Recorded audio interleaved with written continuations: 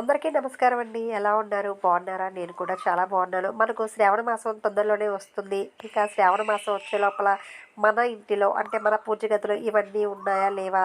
ఇప్పటివరకు ఉంటే వాటిని శుభ్రపరచుకోండి. అలాగే లేకపోతే కొత్తగా చూసే వాళ్ళకి ఇవన్నీ తెచ్చుకోండి. అంటే ఇవన్నీ ఏంటి అని చూస్తున్నారా? ఏమీ లేదండి.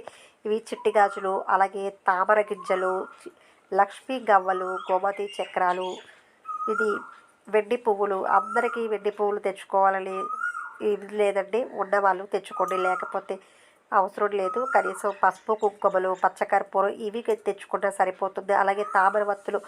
ఈ శ్రావణ మాసంలో లక్ష్మీదేవికి తామర వత్తులతో దీపారాధన చేస్తే చాలా చాలా లక్ష్మీప్రదం అండి. అలాగే చిల్లర నాణేలతో కూడా అర్చించిన అంటే ఆ గలగల శబ్దం అంటే ఆ శ్రీ మహాలక్ష్మికి ఇష్టం కాబట్టి ఆ నాణేలతో మనం అమ్మవారికి అర్చిస్తే చాలా చాలా మంచిది. ఇంకా ఈ విధంగా మీ పూజ గదిలో ఇవన్నీ ఉన్నాయా? లేదా లేకపోతే ఇవన్నీ తెచ్చుకోవాలా? లేదా ఏదన్నా కానీ మంగళకరమైన వస్తువులు పసుపు, కుంకుమలన్నా తెచ్చి పెట్టుకోండి. శ్రావణ మాసం వచ్చే లోపల శ్రావణ మాసం మొదలవ్వగానే మొదటి శుక్రవారం నుంచి శ్రావణ మాసం నెల పొడుగుతా అంటే ప్రతిరోజు కూడా మా మహాలక్ష్మిని ఆరాధించాలి.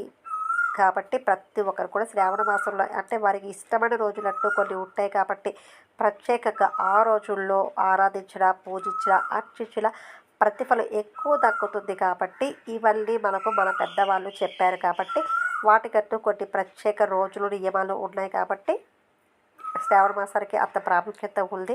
మిగిలిన రోజుల్లో చేసినప్పటికీ కూడా శ్రావణ మాసంలో ఇవన్నీ తెచ్చుకొని పెట్టుకుంటే మంగళప్రదమని మన పెద్దవాళ్ళు చెప్తున్నారు కాబట్టి శ్రావణ మాసం రాకముందే ఇవన్నీ మీ ఇంట్లో తెచ్చిపెట్టుకోండి. శ్రావణ మాసం మొదలైనప్పటి నుంచి మీ పూజ కార్యక్రమాలని శ్రద్ధగా భక్తిగా చేసుకోండి. ఈ వీడియో మీకు నచ్చింది అనుకుంటే మన వీడియోకి లైక్ చేయండి. ప్లీజ్ మా ఛానల్ ఇప్పటివరకు సబ్స్క్రైబ్ చేసుకోకపోతే సబ్స్క్రైబ్ చేసుకోండి. మంచి మరొక వీడియోతో మళ్ళీ కలుద్దాం.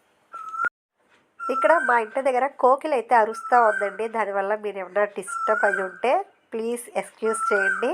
ఇది కోకిల ఇది బాగా అరుస్తూ ఉంది. వినేదానికి బాగుంది. మీరు ఎవరైనా డిస్టర్బ్ అయితే మాత్రం సారీ.